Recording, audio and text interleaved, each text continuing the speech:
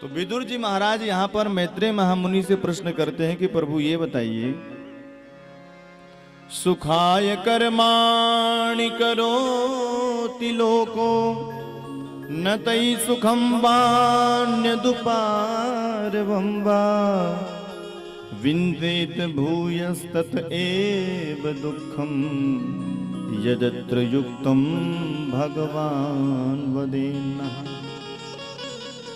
विदुर जी बड़ा सुंदर प्रश्न करते हैं कि प्रभु मैं देख रहा हूं संसार में कोई सुखी है कोई दुखी है, भिन्नता क्यों दिखाई देती है? भगवान किसी को सुख दे रहे हैं और किसी को दुख दे रहे हैं। अरे जब सब भगवान के ही भक्त हैं, भगवान समदर्शी हैं, तो सबको सुख ही सुख प्रदान कर दें भाई। तो मैत्रेय महामुनि कहते हैं कि देखो विदुर, भगवान न कभी किसी को सुख देते हैं न दुख देते हैं, को न काहु सुख दुख कर दाता, निज कृत कर्म भोग सब बराता।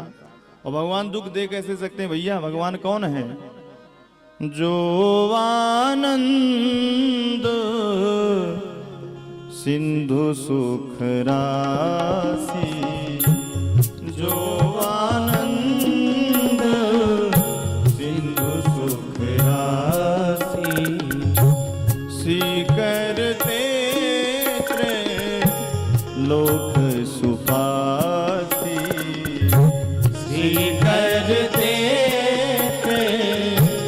लोक सुपासी, सो सुख धाम राम असनामा, सो सुख धाम राम असनामा, अखिल लोक दायक विश्राम, अखिल लोक अखिल लोक अखिल लोक दायक विश्राम। जो आनंद सिंधु सुख राशि, जो भगवान त्रैलोक को आनंद प्रदान करने वाले हैं, जिनकी एक बूंद को पा करके सारा त्रैलोक आनंदमय हो जाता है, वो भगवान किसी को दुख कैसे दे सकते हैं भैया?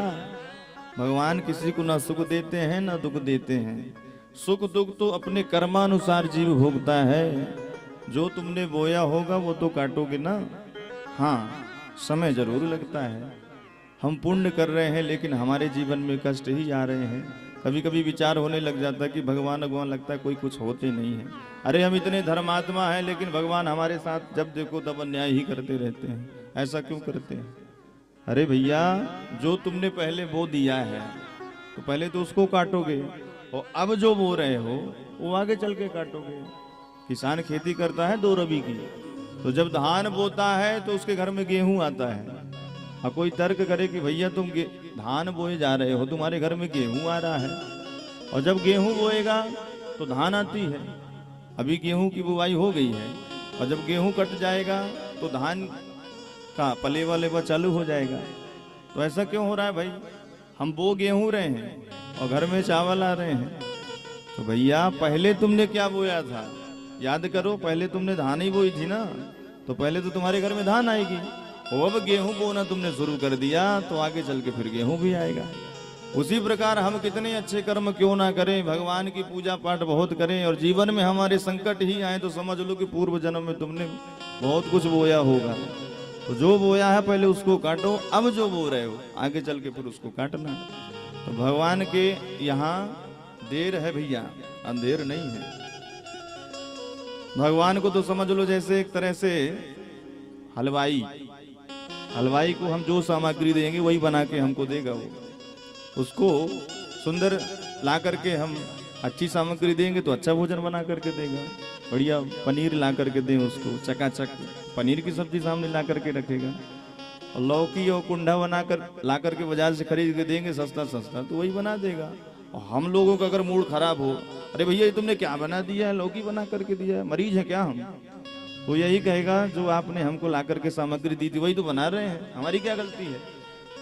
तो भैया भगवान के ऊपर दोषारोपण करना नहीं चाहिए। हमने जो किया है वो हमको फल मिल रहा है। तो भगवान किसी को सुख दुख देने वाले नहीं हैं, जो कर्म जैसा करोगे वो तुमको मिलेगा।